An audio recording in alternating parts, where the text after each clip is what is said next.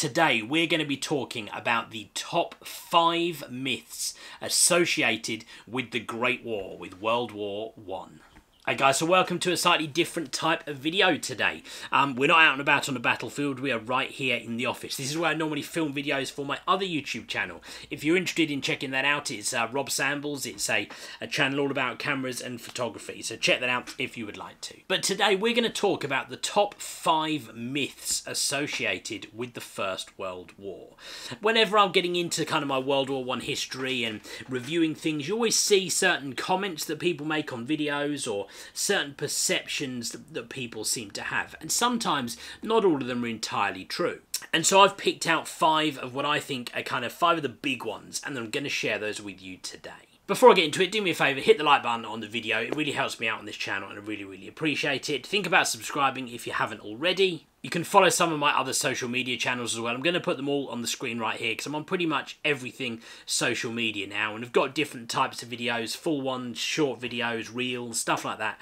Check those out if you're interested. Okay, so first of all, myth number 1, and that is to say that most of the soldiers that were killed in the Great War were killed by machine gun fire, going over the top and running across no man's land. Well, actually, that isn't the case. Whilst there were a huge amount of casualties killed by machine gun fire, and a lot of people killed in horrendous situations running across no man's land under machine gun fire, it's actually about 2/3 of the total casualties in the Great War were killed by artillery fire. There were tremendous artillery barrages on both sides in the Great War. In some cases they were continuous, shells 24 hours per day, and of course those had the potential to cause horrendous injuries or even death regardless of where the soldiers were. They could be hidden away in trenches, they could even be behind the lines, or of course they could be out front running across no man's land.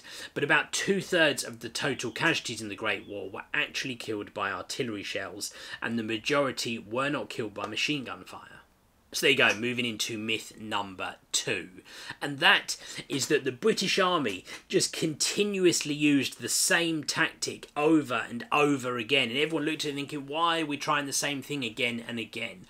Well, in reality, that isn't what happened. The Great War from 1914 to 1918 actually represents a period of time where there were massive changes in technology. In 1914, tactics included things like cavalry charges and generals riding across the battlefield on horseback, directing their men as waves charged towards opposing troops. Whereas by 1918, they were in tanks and aeroplanes, and technology had changed so much.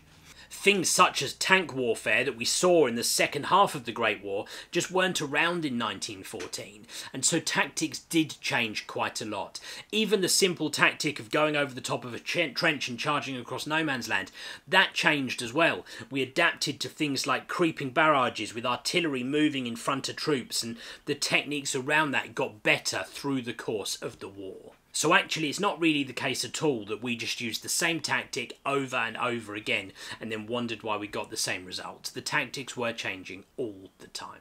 Moving swiftly into myth number 3, and that is the myth that most soldiers spent weeks, months, years on end in the frontline trenches. Well, actually, it was fairly routine for the armies to rotate soldiers in and out of the frontline trenches, and in fact, in and out of the trench systems altogether. In the British Army, for example, it was fairly normal that a soldier would only maybe spend as few as 10 days in the trench system, sometimes as little as 3 days in the actual frontline trench. It was understood that those frontline trenches were a very stressful place to be. In some cases there was little or no sleep, so it wasn't in the army's interest to leave the same people out there for too long. They would rotate them from the frontline trench to the reserve trench to the back communication trenches, and then out of the trench system altogether. Sometimes it was normal for a soldier in the British Army to spend up to a month outside of the frontline trenches. Now, don't get me wrong, sometimes in moments of emergency or attacks, things like that, they would spend longer in the frontline trench, but even then, the armies would normally try to make sure it wasn't any longer than 7 days in the frontline trench. Okay, moving into myth number 4, and that is the myth that this was very much a working class war, and that the upper classes got off lightly. Well, actually, that wasn't true either. In the Great War, there was a system where a lot of the junior officers were recruited from the upper social classes. They often came through private school systems, and a lot of young men from the upper classes became junior officers, roles such as captains in the Great War. Now, those roles were incredibly dangerous. In a lot of cases, roles like captains, for example, would be the first man out of the trench over the top to charge across and lead his men across no man's land. We've talked about examples of this on this channel. We did a video about Captain Charlie May as he led the 22nd Manchesters. Now, when you actually compare statistics, about 12% of ordinary men, privates in the army, were killed during the Great War, whereas actually 17% of officers were killed in the Great War. So in a percentage chance, you had more chance of being killed if you were an officer than you did if you were a private.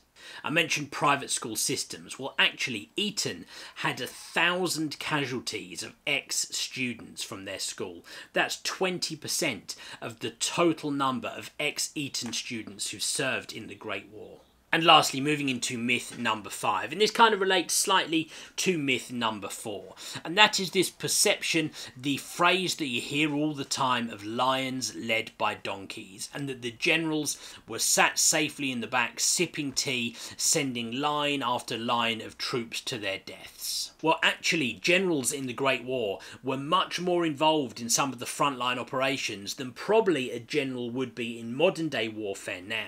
It was very routine for the generals to have to visit the front lines, maybe even every day, to inspect their troops, inspect the areas down there. And in fact, more than 200 generals were killed, wounded or captured in the Great War.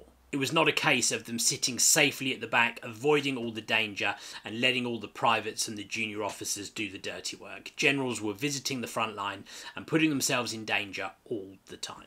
Well, there you go. That's just a few, right? There are other myths associated with the Great War as well, but hopefully you found those 5 interesting.